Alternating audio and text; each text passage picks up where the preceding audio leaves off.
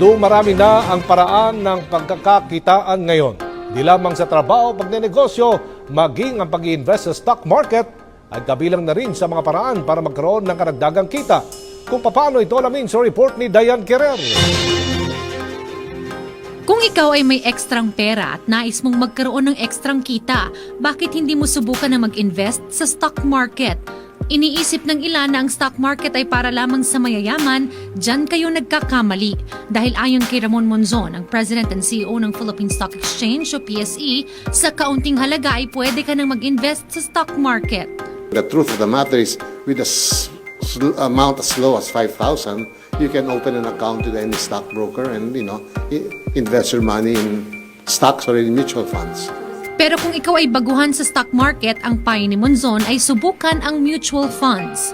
Mutual funds are funds managed by professionals. So they are the ones who do the selection of the stocks. My advice to small investors is don't get intimidated by the stock exchange if you don't know how to invest. Because you can go to a mutual fund company.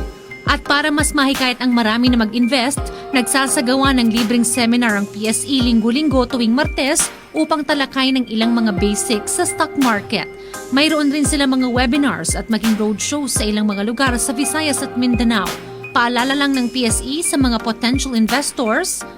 It's like savings, okay? It's not something that you put and then you want to withdraw after 3 days or 5 days. It's a long-term proposition. When you invest, you leave your money there. And for sure, if it's a long-term investment, you're going to realize very big returns. Para sa iba pang impormasyon patungkol sa PSE at stock market, bisitahin ang www.pse.com.ph o ang @PH Stock Exchange sa Facebook. Para sa Bayan, Diane Querer.